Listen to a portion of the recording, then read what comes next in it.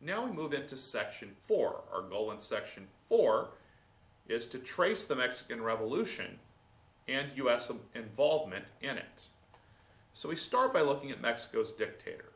Between 1877 and 1910, Mexico was ruled by a dictator, Porfirio Diaz, who jailed his opponents and used the army to maintain order. Diaz used money from foreign investors to modernize Mexico, but only the wealthy benefited. In the 1910 election, Francisco Madero ran against Diaz. Madero was a wealthy landowner who supported reforms. Diaz jailed Madero and claimed to have won the election. Uprisings against Diaz started in parts of Mexico. The primary leaders of the revolution were, in the south, Emiliano Zapata, who led an army of mostly Native Americans, and then in the north, Francisco Pancho Villa led a large-scale revolt. In May of 1911, Diaz resigned and Madero became president.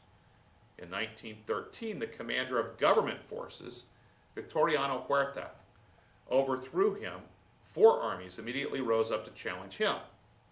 Many European governments recognized Huerta's government, but the U.S. did not. President Wilson supported Huerta's enemies.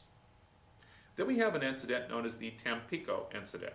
On April 9, 1914, 9 American sailors were arrested in the city of Tampico. They were quickly released and Mexico apologized, but the U.S. demanded a 21-gun salute to the American flag. Mexico refused the humiliating demand. Wilson used the Tampico incident as an excuse and asked Congress to allow the use of force against Mexico. But before Congress could respond, Wilson learned of a German ship delivering arms to the Huerta government. He ordered the U.S. Navy to seize the port city of Veracruz. The U.S. forces stopped the German ship, and Huerta's forces had withdrawn from Veracruz. Only civilians and local authorities were left behind. After the Battle of Veracruz, the U.S. took the city. 6 months later, Huerta resigned. Venustiano Carranza declared himself the leader of the revolution in August of 1914. By then, the revolution was a dispute between 2 groups, those that supported Carranza and the supporters of Villa and Zapata. The U.S. supported Carranza, and Villa led troops into the U.S. on a raid, and this brought an American response. Wilson ordered a military expedition into Mexico to capture Villa. And General John J. Pershing led the U.S. expeditionary forces into Mexico, and they searched for 11 months but could not find him. The Mexicans resented the American presence in their country, and in 1917, Wilson withdrew U.S. troops because of the war in Europe.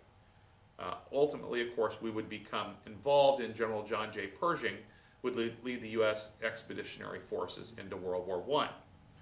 Also that year, a New Mexican Constitution went into effect, and it included the ideas of all the revolutionary groups protecting the liberties and rights of citizens.